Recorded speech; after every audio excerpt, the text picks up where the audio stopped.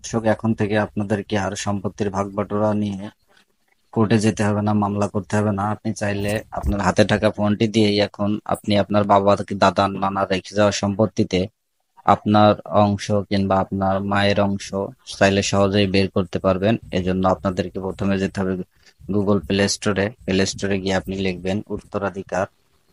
লিখবেন উত্তরাধিকার লেখার পর বাংলাদেশ সরকারের এর তৈরি একটি উত্তরাধিকার অ্যাপস চলে আসবে। অ্যাপসটি ইনস্টল করবেন, ইনস্টল করার পর ওপেন করবেন। দর্শক, অ্যাপসটি ওপেন করার পর আপনারা দেখতে পারবেন যে উত্তরাধিকার বাংলা। তো এখানে আপনি দেখতে পাচ্ছেন স্বামী, স্ত্রী, পুত্র, কন্যা, এখানে সবকিছুই লেখা আছে। তো ধরেন গিয়ে উদাহরণস্বরূপ বোঝাচ্ছি যে আমি আমার আমার বাবার রেখে যাওয়া সম্পত্তি বন্টন করব।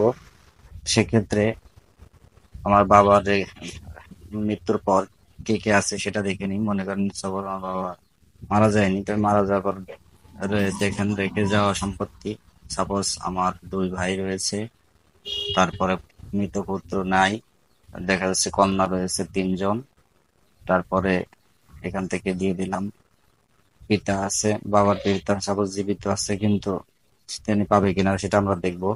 মাতা নেই, দাদা দাদি নেই। এখানে দাদা দাদি বলতে যার সম্পত্তি আমরা ক্যালকুলেট করছি তার সাথে সম্পর্ক, তার দাদা দাদি বোঝাচ্ছে।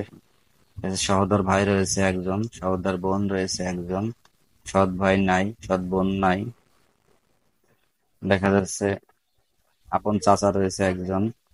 এটা কিন্তু আমি কাল্পনিক ভাবে আপনাদেরকে বোঝাচ্ছি যে আসলে দেখুন এই ক্যালকুলেটরটা কিভাবে কাজ করে। এই হচ্ছে রয়েছে, মনে করেন এখন আমি যদি এখানে আরেকবার একটু ভালো করে দেখে আসি, তো দেখেন যে এখানে স্ত্রী একজন দিলাম, সব হয়ে গেছে। এখন আমি এই অংশে গিয়ে আমি জমি সিলেক্ট করব। এটা কিন্তু শতাংশে দিতে হবে। আগে সম্পূর্ণ জমিটি আপনি ক্যালকুলেট করে নেবেন যে কত শতাংশ জমি রয়েছে আপনার বাবার মৃত্যুর পরে। সাপোজ এখানে রয়েছে মনে করেন যে 600 শতাংশ।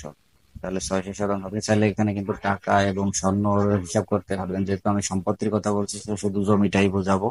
তো এবার ফলাফলে ক্লিক করতে হবে। দেখুন ফলাফলে ক্লিক করার পরে অটোমেটিক আপনার সামনে কত সুন্দরভাবে চলে এসেছে মোট জমির পরিমাণ। এখানে রয়েছে 600 শতাংশ, স্বর্ণ নাই, মুদ্রা নাই। তো দেখুন কে কত, কার কতটুকু অংশে কে কতটুকু পেলো, স্ত্রী কতটুকু পেয়েছে, পুত্র কতটুকু পেয়েছে, কন্যারা কতটুকু পেয়েছে, সম্পূর্ণ এখানে রয়েছে। তো এই হলো বিষয়। আপনাদেরকে এখন থেকে জমি উত্তরাধিকার বা ভাগ বাটোয়ারার জন্য এখন থেকে আর আদালতে মামলা করা কিংবা মারামারি হানাহানি করার দরকার নাই। আপনি চাইলে আপনার হাতে থাকা স্মার্টফোনটি দিয়েই এখন সুন্দরভাবে